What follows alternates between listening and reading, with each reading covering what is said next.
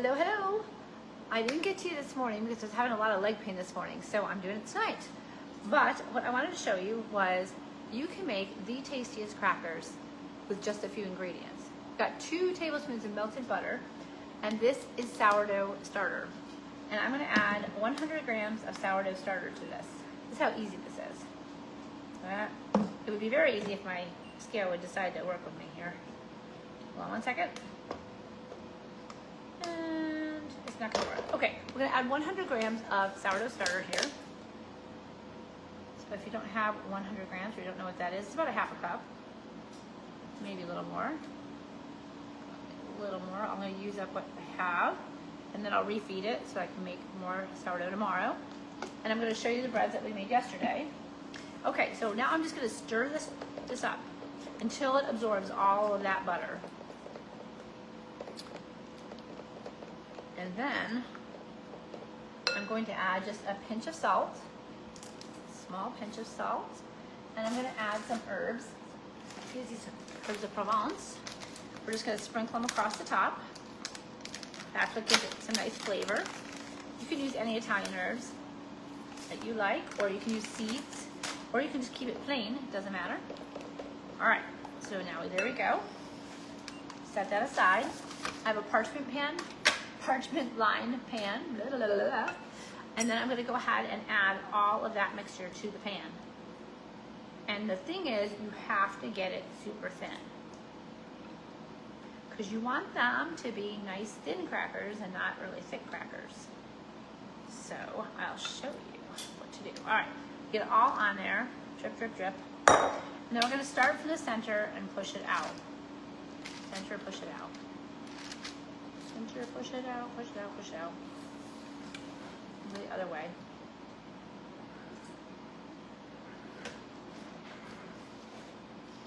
And you just want a nice thin layer, but you don't want holes. So you kind of got to be careful that you don't get it so thin that you have a hole in there. Otherwise your crackers come out kind of holy. So it takes a little bit to spread it, but take this step because you want to make sure that it's fairly even. And then I'm just going to tap that off. And now you can add a little more salt if you like it. I happen to like it, so I'm going to use a little sea salt on there.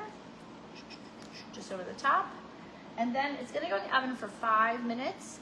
And then I'm going to score it with a pizza roller. And then this is what it ends up looking like. And then you put it back in the oven until it's brown. And this is what you get. Nice. Now if you score it correctly, you get nice pieces.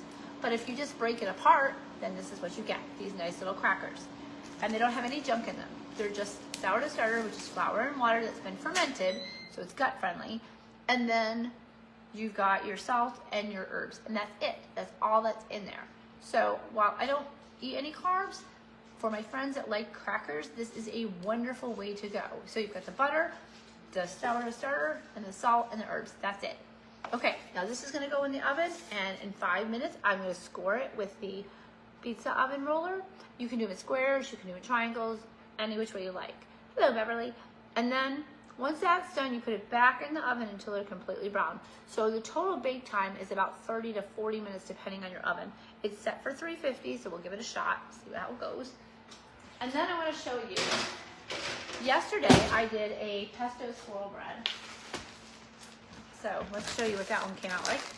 I baked it a little bit earlier because you can't just let it go forever. So now the color comes out a little strange because obviously pesto is green, so it gives the hue of the bread a little bit of green, but you can see where it was swirled. And you can see on the inside it's got all that swirl of pesto goodness. So that's the one bread. And then the other bread that was super, super slack, the one that had a really high hydration, this I put in a pan because it keeps it a little bit thicker, so you can use it for sandwiches. So it's got that nice airy texture on the inside and a good crust on the outside. And I'll use my slicing machine to slice it so that I can do that. But all you really need is a sharp knife to do that with. A serrated knife would work just great. So there we have it, our sourdoughs of all different varieties. And these taste just like pita chips to me. So if you like pita chips, make them yourself. It's even better. And if you don't have sourdough starter and you want sourdough starter, let me know that too. And I will make sure to get you some dehydrated sourdough starters that you can start your own. It does require some maintenance.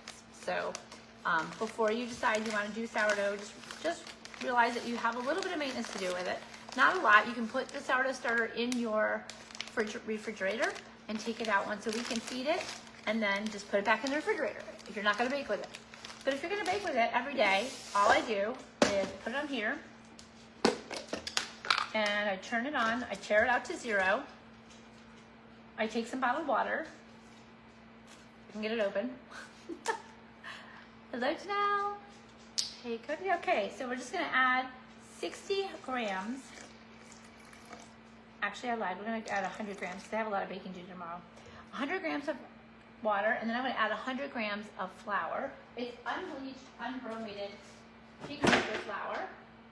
And if you can get organic, even better. Okay, so now we can zero that out, and we want to get 100 grams of flour. And I just use my finger to scoop it in there because it goes fast. And then all of a sudden you're past 100. Which is okay because you can take it back out again. All right, there we go. And then I use a knife, which is not a normal tool, but I might just circle around. And the reason I use a knife is so that I can scrape the sides. And then tomorrow it will be super bubbly again. And rinse, repeat. Use the sourdough starter, feed the sourdough starter, and continue on. And you might think, what does she do with all those breads? Well, I give them away. So if you are local and you want bread, let me know and I'll get you some. I really enjoy the process of baking. I love to come up with new creations, but I don't eat it. And since my husband and my son are not eating a lot of it either, then it has to be given away. So if you want starter, you let me know and I will send you starter. And if you want bread and you live locally, let me know and I'll give you that. Everyone have a very good night, and I will see you tomorrow. Tomorrow we are going to do some whole wheat bread. I hope that I have inspired you to make some sourdough crackers because they are yummy. All right, so I'm gonna go over the process one more time because I know some people just joined us. 2 tablespoons of melted butter, 100 grams of fed sourdough starter. Mix those together, add a little bit of salt, add a teaspoon of dried herbs, mix it up. Put it in a really thin layer across a pan. I will show you what that pan looks like at the moment. And this is what the pan looks like. You can see how thin I made it. And then at the 5-minute mark, I'm going to score it with a pizza cutter. And then I'm going to continue baking it until they look like pita chips. So it's technically a cracker, but it has lots of snap to it, but it's just that easy. And it's all clean ingredients. So you no longer have to buy store-bought crackers. And later on, I'm making an olive oil cracker. So I will show you what those look like tomorrow. Have a great night. See you tomorrow. Bye.